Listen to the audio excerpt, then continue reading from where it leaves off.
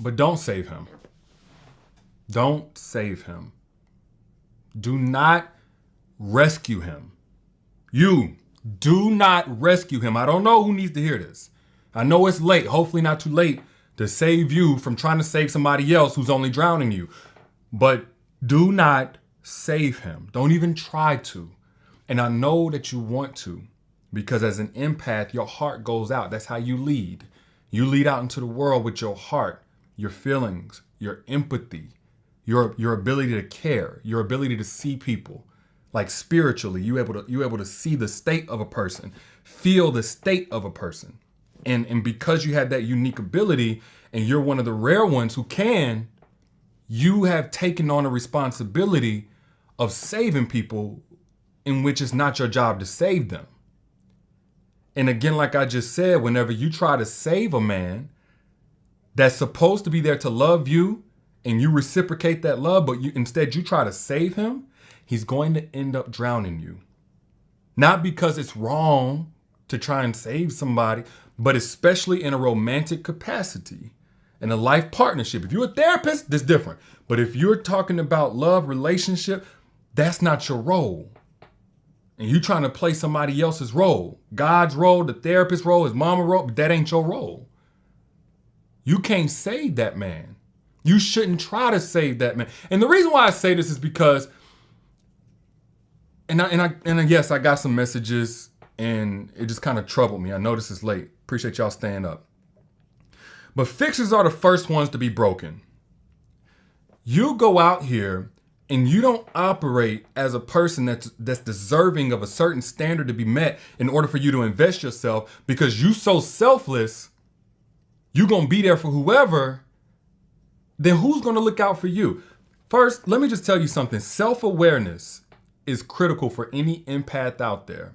Self-awareness is whenever you're able to recognize what's going on with you so that they don't have access to it that they don't deserve.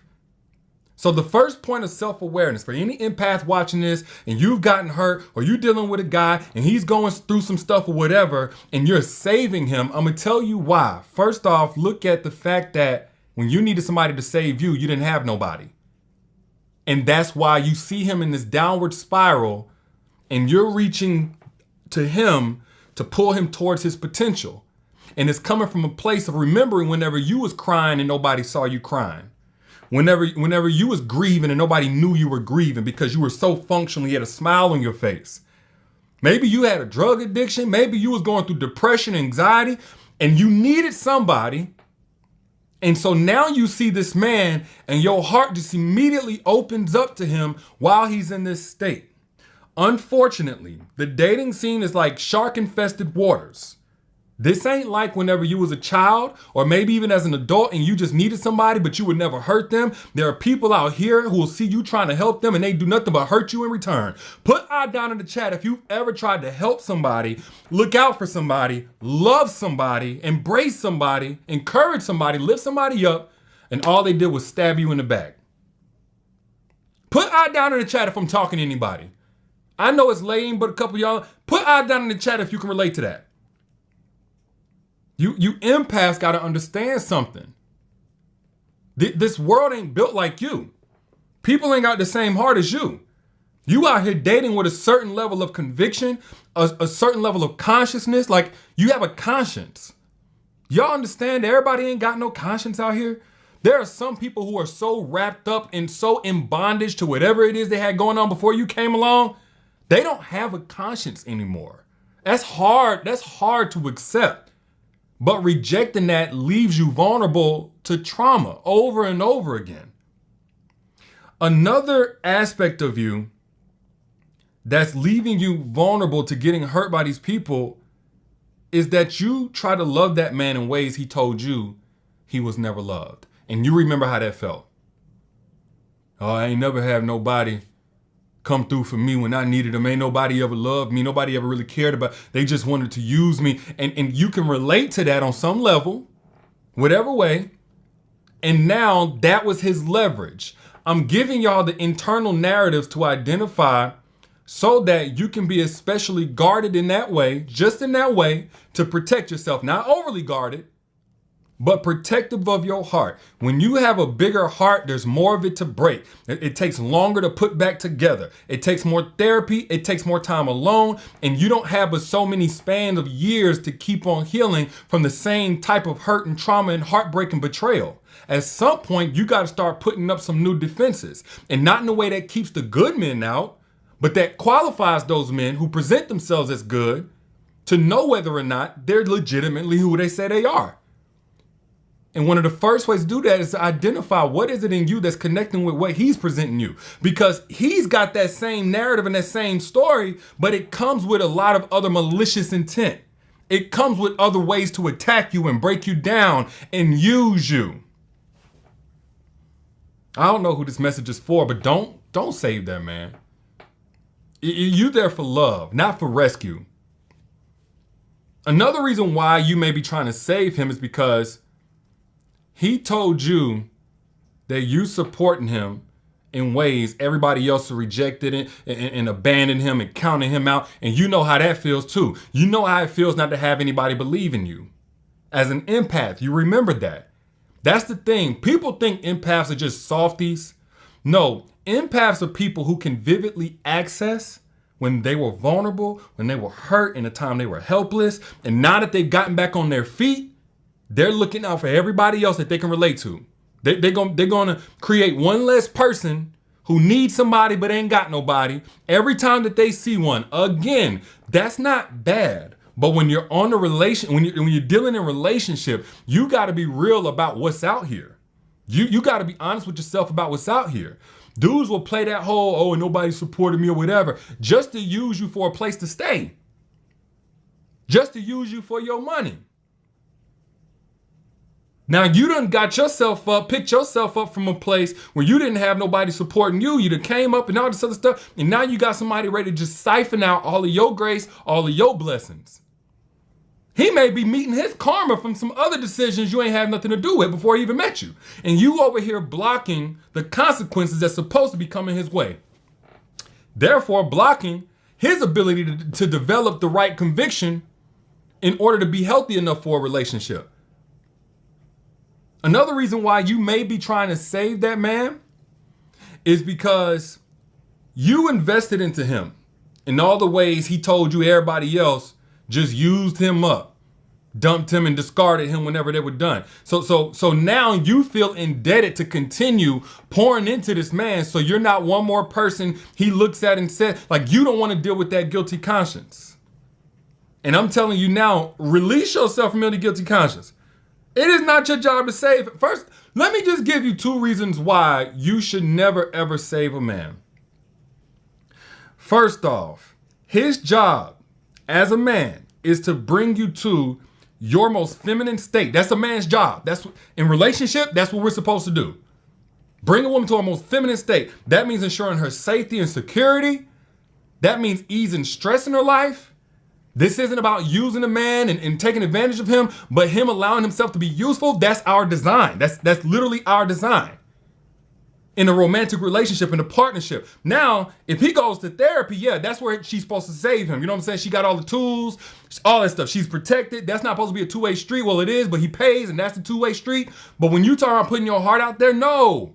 When you put your heart out to a man, it's supposed to come back stronger. It's supposed to come back softer, more at peace. Not come back broken and marred and scarred because you try to use it as a life raft. And so that man, while he's in survival mode, he's not in the play. Really, he shouldn't even be dating. If a man is dating while he's actively in survival mode, everything falling all around him, everything going bad, he's using dating as a coping mechanism. He ain't processing.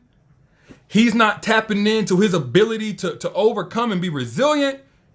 He's strictly looking for somebody to distract him or soothe him or to use to step up on top of them while he leaves them in the dirt. But he's not looking for somebody to love. He don't even have the capacity to love. I know y'all don't want to hear this stuff, but especially for empaths out there. I got a heartbreak. I don't even want to repeat the story I just got from my sister. But that's one reason why. The The whole design for a man is to bring you to your most feminine state. And no, it's not one way, because once we bring you to your most feminine state, now the fruits abound, and then you do what you're supposed to do in our life, which is maximize what we already had going on before you. And so it becomes a two-way street, beautiful design, but you mess up that design when you come in trying to rescue him first, dust him off, fix him, put him back together, and you didn't break him. Another reason why you're not supposed to be saving that man is because a second part of that design is that the man is supposed to create overflow in his life. Overflow. Not come in with a void. He's supposed to come in from overflow. Then share that overflow with you until you overflow back to him. But if he comes in and he's in survival mode, he's spiraling, he has all these things going wrong, he just hooked you with all of this sad story, and he realized quickly how soft your heart is for somebody who's going through, he's coming in with a void and he about to create one in you too. He about to create one in you too. The only difference is you don't use people in order to heal. You heal on your own. A lot of times you heal, and you did need professional help. You needed somebody. You deserve somebody because you're not going to hurt nobody in the process of healing. But you found out a way. But when a man comes in and he doesn't have overflow, it's typically not neutral. He has a void for you to fill. A void of attention that he needs. A void of physical satisfaction, if you will, that you'll never be able to fill. It'll be insatiable. A void of being afraid to be abandoned, so now he's controlling. There's some type of void there if he doesn't come in with already established overflow. And there is an exception, and the exception is if you're already with a man and you guys are committed in a serious committed relationship, marriage, whatever, and then he starts going through, of course, because by that time he's built the correct foundation, right? But if it in the foundational building process, you don't got time to be trying to fix and save nobody, especially if you're over the age of 40, really 35. Matter of fact, if you're over the age of 40, you can't date like everybody else. You have to have a completely different approach. I need to say that because I don't think I've ever said that, and I don't see nobody else saying that. For those of you who are more mature, nothing wrong with you if you're 20-something years old or whatever, but as a 40-something-year-old, there's actually an advantage whenever you're out here dating because you get to have lived experiences to build off of and to assess so long as you know how to. And I broke that down. Actually, there's a free video link. You'll see it down in the comments, also in the caption, if you're over 40. At least 35 if you're a little bit more on the mature side of that 35 or up. But definitely over 40. You have to have a completely different dating approach. Again, I got a free video down there in the comments, also in the caption. If you're over 40, check that out for the best dating strategies that need to be different from everybody else. But back to what I was saying, if you are an empath, meaning you feel stuff before they say it, you can identify something, somebody ain't even got to talk, and you can know that person is falling apart inside. They're breaking down inside. And it's largely because you've been there before. You can hear the stress in somebody's voice. You can tell the shifts in somebody's energy and their capacity. Even if they try to fake it, they can't get it past you. You're an empath. Those of you who are empaths, you have to be more protective of yourself. Because there are sharks out here who smell that blood that you once shed on the inside from all the things that you went through and you overcame. And their only objective is to take advantage of that, leverage that, to bring you right back to the things that you once had to heal from.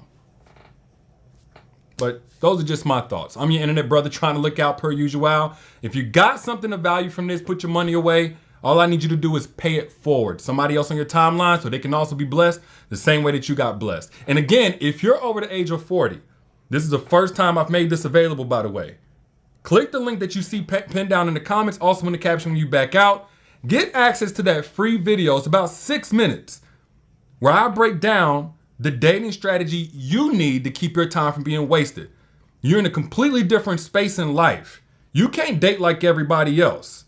You don't have the same amount of time to waste, and you don't have to waste any time. There's actually some advantages to dating over 40, but most people don't know them. So click the link, pin down in the comments, also in the caption, you back out. Holla at y'all, lady. Y'all be good.